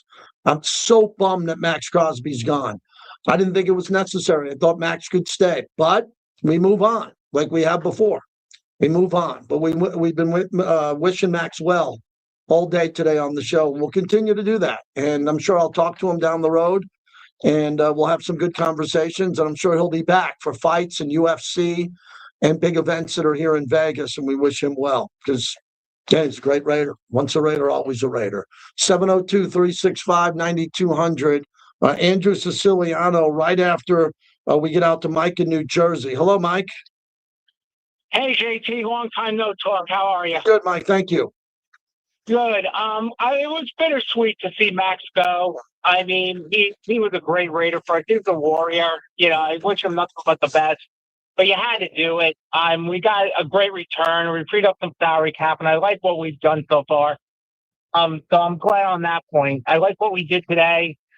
My question to you is, what are we going to do with wide receiver? I know we signed a guy Naylor today Yeah. from Minnesota. Yeah. Are we going to still continue to look for another receiver? And also, too, I'd love to get the guy from Miami, Dane, for the that would be a great pickup too. Yeah, I think he would be available and might drop. Thanks for the call. He might drop to that level and be there. Where all of a sudden, I think the Raiders need an edge rusher. They have to get an edge rusher in the draft, and that's been hard because those picks haven't been great. They have not been great, especially here for this organization. But when you're picking in the top 15, you should be able to get a really good starter along the way. 702-365-9200. And we're waiting on Andrew Siciliano. He's going to join us here coming up in a few minutes, and we'll talk to him exactly what he thinks about today's day, because today was a very busy day.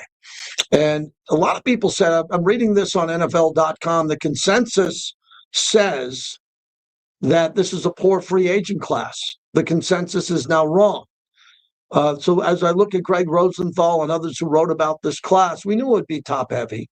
You know it's going to be top heavy with the first, top 10 free agents are going to be the big ones. And you want to get them, and the Raiders were able to get one out of them. And, they said he's ready if you give him a call. So we'll get him up here. If you look at the free agents that the Raiders were looking at, I think they were looking at one, Tyler Linderbaum. That was the guy they had to get. What would have today have looked like if the Raiders didn't get Tyler Linderbaum after losing Maxx Crosby and they didn't get a center or an offensive lineman? I don't know I don't even want to think about what that would have been. I don't even want to think what it could have been like. So when you're able to go out there and get a good player and a top free agent, you take it and you move on. Andrew Siciliano, the voice of the Cleveland Browns, longtime friend of the show. He's on multiple platforms. Thrilled we can get a few moments with him on NFL free agency day one. So, Andrew, you've been down this road before in all your years before on NFL Network and all the other platforms that sometimes you got to get a free agent because your team's not good and you got to start adding pieces. And then the elite teams at the top don't have to go crazy on free agency because they rather do it in the draft. Walk me through the day so far and what you're seeing. The team type like the Patriots last year, who spent the most money in the league and ended up, thanks to a new coach and a good young quarterback, and sorry, Patriots fans, it did factor the easiest schedule of the league. He ended up in the world in the Super Bowl because it spent the most money. I think that's kind of what the Titans are doing. I'm not saying the Titans are going to be playing at SoFi in 11 months, but Tennessee, it's the same formula. We have a quarterback heading into year number 2 who is a top 5 pick. We are picking top 5 again. We have a brand new head coach, and we're going to just find everything that isn't nailed down. And that's what Tennessee is doing. Like, Tennessee has got, let's look at their numbers. Okay. So Tennessee, Wan'Dale Robinson, John Franklin Myers, Alontae Taylor, Cordell Flott, and Daniel Bellinger. It's like they're doing the Patriots model all over it. Yeah, and I understand why. A lot of teams, it used to be you want to take your time rebuilding. Other teams want to do it quickly, and they want to thread the needle the way the Patriots were able to do it. What do you think of Malik Willis? Yeah, I know that. I know that. What do you think of Malik Willis and the enormous dead cap hit of Tua in Miami? So I think it makes all the sense in the world for him to go there, right? Like, it's South Florida, it's no taxes. You have familiarity with the GM, you have familiarity with the new head coach. It makes all the sense. And you have Achane and you have Waddle. There's still some toys to play. However, because of that cap that you just mentioned, and they're giving away a lot of parts as well, it feels like a total tear down. So there's a lot, I think, on Malik Willis' shoulders, plural. I don't know where the market was other than Miami. If it was Arizona, I don't know if, for example, the Steelers truly were in it. I don't know that at all. The number isn't as high as some of us thought it could go. I think if there were multiple suitors, it could have been 25, 26, 27 as absurd as that sounds. It comes in right at 22.5. like a 2-year, $46 million deal. It's good money, and I'm happy for the guy. For anyone who got to know him at the Senior Bowl, when he was just this kid coming out of Liberty, and some people thought he might go in the first round, clearly he didn't. You were blown away by him.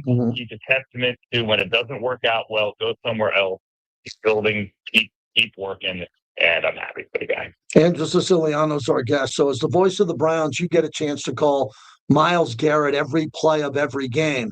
Here in Vegas, we lose Maxx Crosby, which is devastating because of his work ethic and leadership, his ability to stop the run. He's the face of a franchise.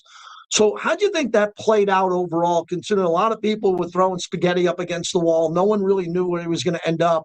The Ravens give up 2 first-rounders. One's the 14th pick overall. You got to assume next year's first-round pick will be in the mid-20s, if not late 20s. How do you think that the Raiders did on that side with John Spytek getting the compensation? I think they did great. To get a 15 pick in a draft where most people think anything after, say, 11 or 12 doesn't have your quote-unquote traditional first-round grade. I think it's great. I get how Raider fans hate it. I mean, I would think they do. You hate losing that kind of generational player. He's a Hall of Famer. He's going to be in camp one day. Full stop. But you get the 2 number ones, and you badly need to rebuild. I mean, there are such gaping holes, JT. I don't need to tell you this. On that roster, take your 2 number ones and start that rebuild right now with the number 1 pick at quarterback and the best center in the NFL as you try to rebuild that line. Andrew Siciliano joins us. So with the draft coming up in the wide receiver position with Alex Pearson, with some of the players that we've seen in our lifetime, from Jerry Rice to Randy Moss, I looked at this free agent class of wide receiver. Mike Evans now going to the 49ers. Where do you think, because a lot of people say this is a good draft to get a number 1 receiver, but you got to go early to get it compared to free agency? See, I think there's actually really good depth in this wide receiver class. But yes, to your point, are there a lot of stud number 1s? Like, circle him and the defense has to worry about him all day long game planning? No, not necessarily on paper. But I think it's a deep, especially second and third round wide receiver class. Alex Pierce, bless him, man. I mean, he took advantage of a bidding war and a ridiculously high franchise tag number for that position, and he broke the bank. After really only one, I would say, very, very good season. Now, if you look at the last 2 years, he's averaging like 22 yards of reception the last 2 years. He's not above. The guy could play. But also you have to consider the cap is going up. Like, the cap's 301 right now. The year after COVID, when it got adjusted down in 2021, the cap was like 190 or something. So it's 50% higher 5 years later. So when some of these numbers just look almost offensive, it's just the way it is. In 2 or 3 years in the future, they're going to look even worse. Wrapping it up with Andrew Siciliano, with your connections, especially in the preseason work you did in the past and living in L.A. with the Rams. Oh, boy, it looks like they're telling everybody with their secondary and the money, we are better than everybody. We're hosting the Super Bowl, and we're going to get there. You figured out the AFC. The Rams look loaded to me. How do you see it from an L.A. perspective? I agree. Well, JT, their 2 biggest weaknesses, the reason that they lost Week 16 and in the NFC Championship game, corner play and special teams. They have a new special teams coach in Bubba Ventrone, who's been with the Browns the last couple of years, and they went out and said, instead of drafting a corner or drafting 2 corners in the first round, because they did have 2 first-round picks, we'll just find 2 really good corners, pay top of the market for one of them, and we don't have to play rookies next year at corner when we think we're going all in and we think we have a chance to win it yet again. And now they can do whatever they want at 13. They can go offense at 13. Give Tom McVay and Matthew Stafford another toy at 13. Or they can go O-line. Rob Havenstein is retiring. They have holes to fill there. But I love the way they do business, and they're back doing business the way they had in the past. This up. I wanted to get your opinion personally. We always talk about personal issues with platforms and how you grow. At this stage in our careers, we've been doing this roughly the same amount of years, and all the breaking news is everyone wants to break news. I dealt with that with Maxx Crosby. People blaming you. Did you know the trade? What can you tell us? You had dinner with Max, which I did. I'm not going to tell you anything. It's a private discussion. You have as many contacts as anybody I know, but you're not your traditional news breaker. Now you're the voice of the Browns, or you don't wake up in the morning trying to outscoop someone else. Is this good now? Because it is crazy. Some insiders are now taking 10 shots at the wall, looking to get 2 out of 10 right to say they broke news, and there's more new people coming in daily. I don't look. I respect the hell out of those guys. It is not. It is an interesting existence. Ask any of them, Ian, Tom, Mike, Adam. I mean, they can't put the phones down. It's the life they've chosen. They're all exceptionally good at it. But it is a 24-hour a day, 365 year job. The only time off they get is between June 15th and July 15th. As you walk out, that is when the entire league is shut down for 1 year. The other 11 months out of the year, they sleep with their phone, as much as they do with their certificate. They don't want to live in that world. Yes, there have been some stories that I could have broken the last few days. I choose not to. That's not what. You're in the same path. I am. Pick and choose. When you work with a team, it does change the calculus a little bit as well. I love the form I have now, doing a show on Yahoo. We're going live in 45 minutes. In live coverage, streaming. Story, and we have Charles Robinson, and we have Frank Schwab, and we have those guys who are able to break stories. I let them do that, and when I have something, I'll throw it in. You know what I'm saying? But they're great at what they do, and let those people do their thing, and I'm just saying. You just gave me the greatest thing to take home to my wife tonight, who you know, June 15th to July 15th. We are out of here. It is Maui. It is somewhere. And I shut down too. Good to talk to you, my friend. Yeah. Yeah. 2.5 weeks after the Super Bowl, like between the Super Bowl and the Combine, the entire league is in Maui. Yeah. The Players Association used to do their meetings at like the Grand Wailea. Yes. And everyone else is in Maui between the Four Seasons, the Grand Wailea, and the Andaz. You walk up and down the beach in Wailea, the entire league is there. So that's when people go to escape, and then they can't escape. It's funny you say that. I'll let you go. My buddy, who you know lives as one of the only pieces of property and condos on that beach below the Grand Wailea where I stay, and it is calling me after our conversation. Are you climbing a mountain? Is there another mountain I don't know about, a peak that you'll be climbing? Just had the Olympics, so I have not done a lot of planning.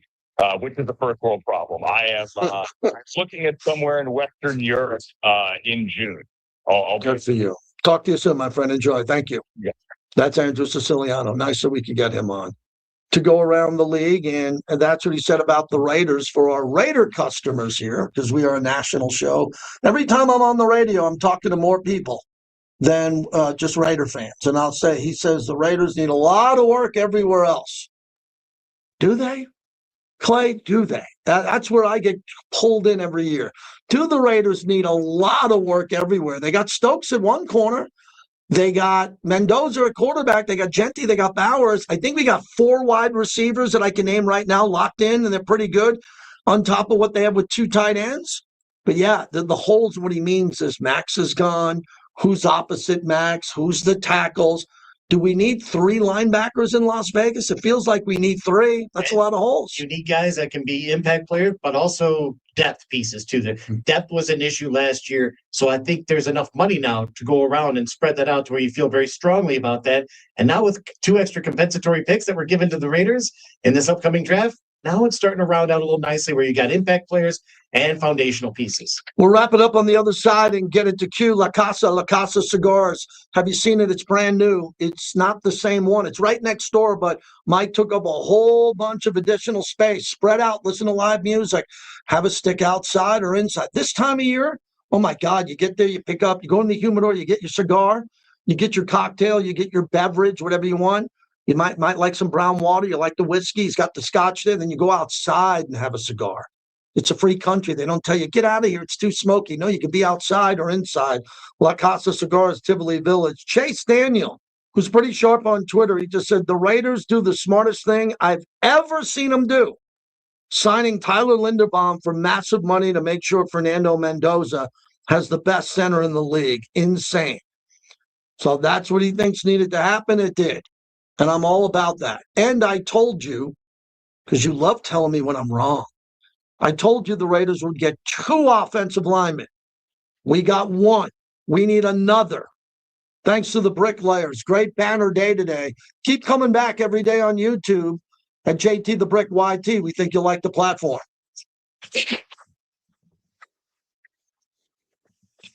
Thank you, everybody. Nice day today. Good numbers. Hit like on the way out. We'll do a little Mad Dog tonight from 8 to 11 coming off Mexico. Mexico playing the United States. And that's it, man. Good day today. I'll see you back here tomorrow. Appreciate you streaming with us.